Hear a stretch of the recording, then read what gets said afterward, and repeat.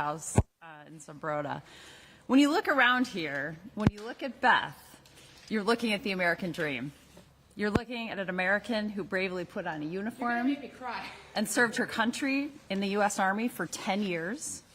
Someone who came home from service, got a job, started a family, and from the challenges faced in her own daily life, had an idea for an invention, created a project, and launched her very own small business. She hustled, she was determined and persistent, she went on Shark Tank and grew her business. She expanded product lines, scaled up nationwide, and just recently landed business deals to sell products on shelves in Walmart and Target. That is a huge deal. And just this month, she was named Minnesota's 2025 Small Business Person of the Year by the U.S. Small Business Administration. I mean, it's just remarkable. It's the textbook example, the picture-perfect example of the American dream and success. And yet all of this is at stake. Despite all success and growth and expansion, Beth's business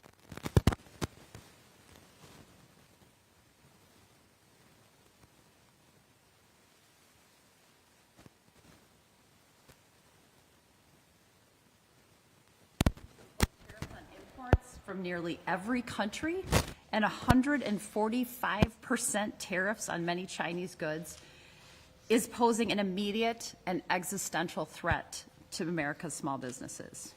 You'll hear from Beth firsthand about what these tariffs mean for her small business, but without immediate relief from these tariffs, small businesses across our state, small businesses across our country will be forced to make impossible decisions, and they will be forced to raise prices, lay off staff, completely change their business operations, or close their doors entirely. And as an American, and especially as a member of the U.S. House Small Business Committee, it is absolutely unthinkable to me that the administration is doing this to our small businesses and that the Republican majority in Congress is allowing it to happen. It's unthinkable to me that this administration and congressional majority are willfully choosing to force to shutter their doors. This does not need to be happening. These trade wars are not only reckless, they are completely unnecessary. They're not strategic nor thoughtfully planned out. They're completely unpredictable. The chaos, the confusion, the constant changing back and forth.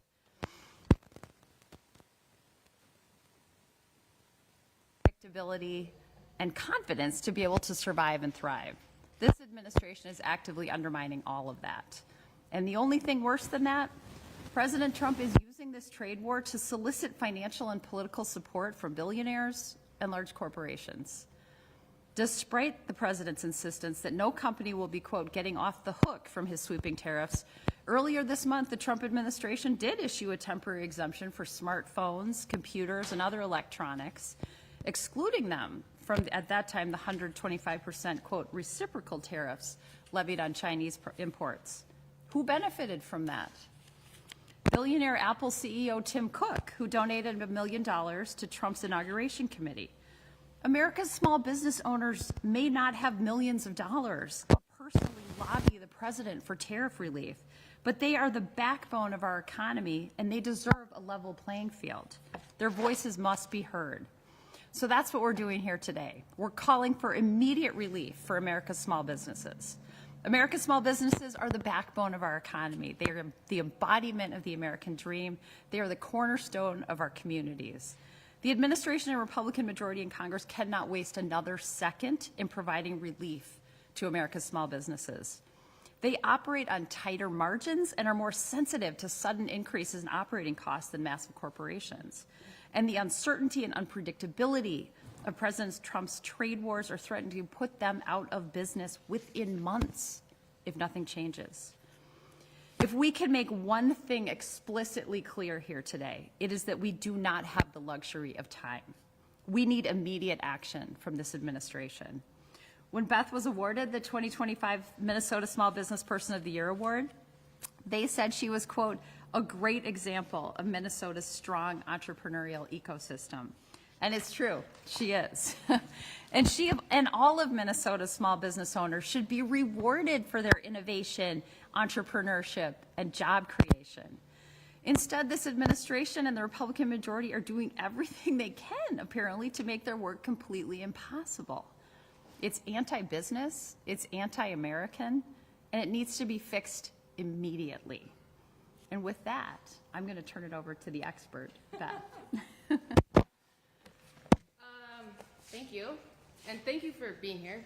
And thank you for standing up for us. Thank you for having me. I didn't prepare anything, so I don't have a book. And I'm going to try really hard not to cry. Because this is our family dream.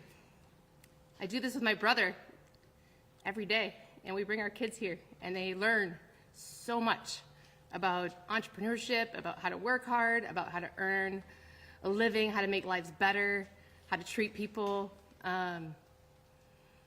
What we have in this warehouse will maybe last us 6 to 8 more weeks.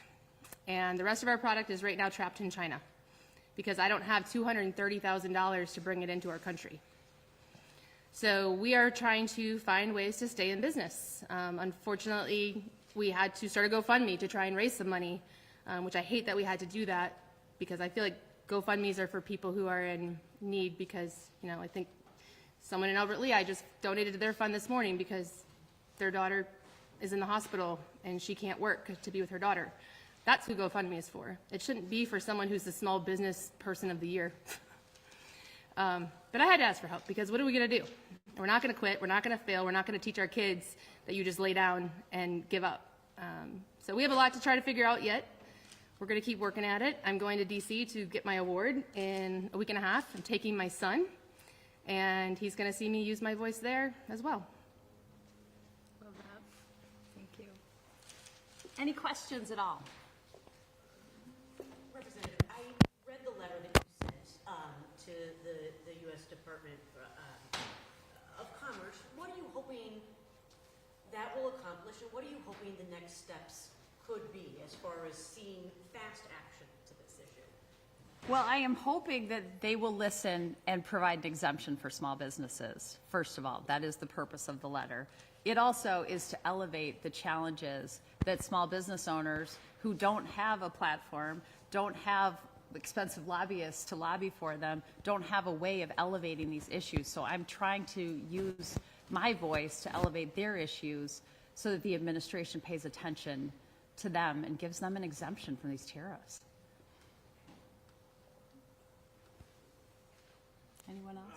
Yeah. Question for Beth, I suppose, just so we can properly communicate the degree to which this has affected you. You mentioned there is a lot of supplies of yours that are still in China just due to the tariffs right now. Would you maybe be able to talk to some of the specifics of goods that go into making your products that are currently being held up?